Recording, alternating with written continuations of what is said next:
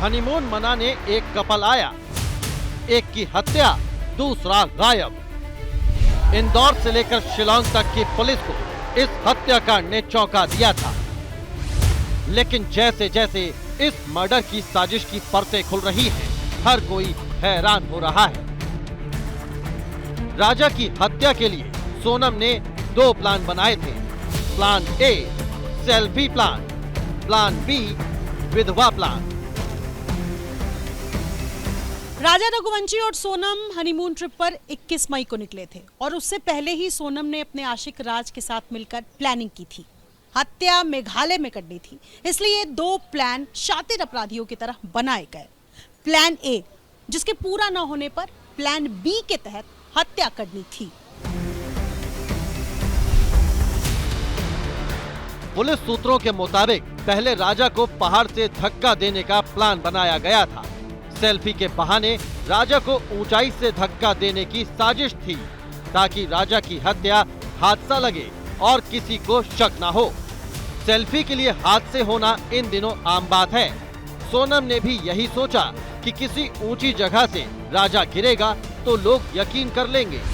इसके लिए सोनम 4000 सीढ़ियां चढ़कर 22 मई को अपने पति राजा के साथ मुश्किल ट्रैक को करते हुए यहां तक पहुंची थी। ये मेघालय का वो नोंगरियात गांव है जहां के लोग प्रकृति के साथ शांति से जीवन बिताने के लिए जाते हैं।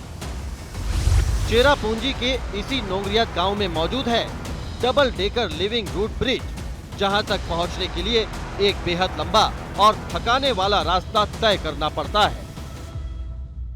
इस वक्त मैं जहां पर मौजूद हूं, ये डबल डेकर ब्रिज पर जाने का एकदम सुनसान रास्ता है और अब यहां पर चलने के बाद ये समझ में आ रहा है कि आखिरकार सोनम ने अपने पति राजा रघुवंशी को मौत के घाट उतारने के लिए इस रास्ते को क्यों चुना, क्योंकि यहां पर कोई भी मौजूद इस वक्त नहीं है और उस दिन भी यहां पर ज्यादा लोग मौजूद नहीं थे।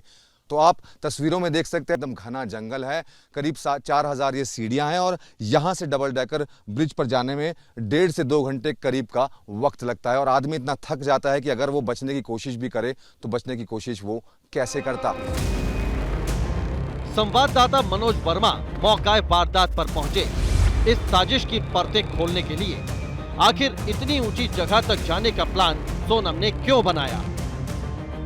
एबीपी न्यूज की पड़ताल में सबसे ज्यादा चौंकाने वाली बात यह सामने आई कि लिविंग रूट पर जाने के 2 रास्ते हैं, एक सुनसान और मुश्किल और दूसरा आसान, लेकिन सोनम ने वहां तक जाने के लिए सुनसान और मुश्किल रास्ते को चुना। सोनम सेल्फी के बहाने राजा को वहां से धक्का देना चाहती थी, लेकिन खराब मौसम और बारिश के कारण उसका प्लान फेल हो गया। प्लानिंग तो इसमें यह थी कि जहाँ मुझे मालूम पड़ा है, पुलिस द्वारा मुझे मालूम पड़ा है, तो सोनम ने जो है, सोनम की प्लानिंग इसमें पहले जो चीज़ को हादसा दिखाने की थी, जो कि धक्का देते हुए सोनम चाहती थी जिसको इन्हें किलर को इन्हें चुना था, उस किलर द्वारा जो है सोनम चाहती थी राजा को फेंक के इसको हादसा दिखाया जाए, जो कि इसमें सफल ना होने के कारण उन लोगों ने जो है पीछे से इसके गले पे पहले वार किया गया। इसके बाद से ही सोनम ने प्लान बी पर अमल करना शुरू किया। 23 मई हत्या वाला दिन। सेल्फी प्लान फेल हो चुका था, इसलिए सीधे किलिंग प्लान पर आना था, यानी राजा को जान से मार देने का प्लान। राजा की हत्या के लिए 3 आरोपी मेघालय पहुंचे थे और घटना से ठीक पहले ये तीनों आरोपी सोनम के होम स्टे से सिर्फ 1 किलोमीटर दूर होटल में ठहरे हुए थे।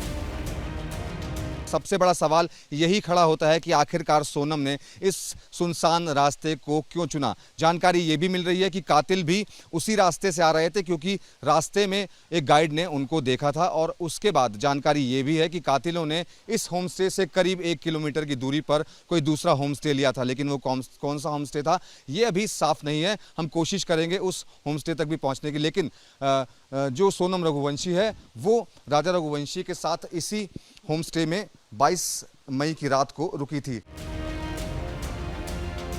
तीनों युवक राजा के साथ चल रहे थे, जबकि सोनम वापसी के वक्त पीछे पीछे चल रही थी। इसके बाद जैसे ही सोनम को सुनसान इलाका दिखाई दिया, उसने चिल्लाकर कहा, मार दो इसे।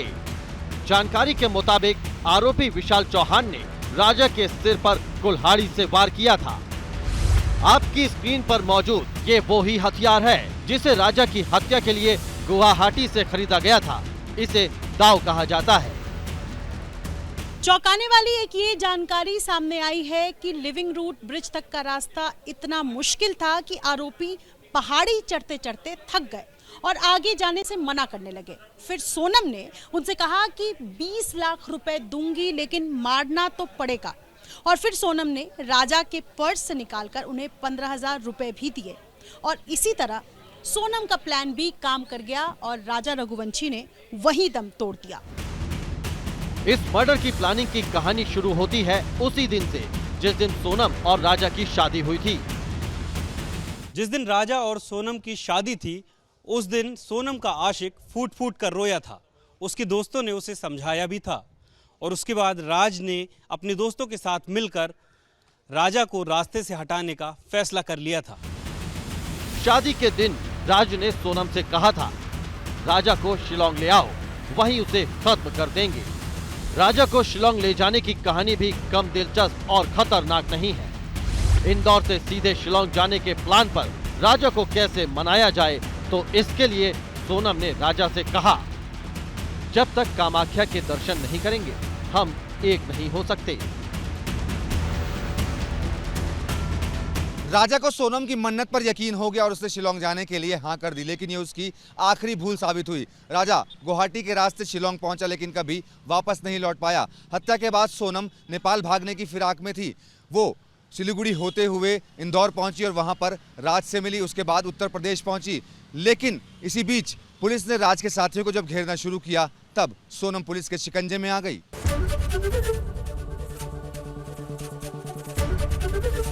एबीपी गंगा, खबर आपकी, जुबान आपकी।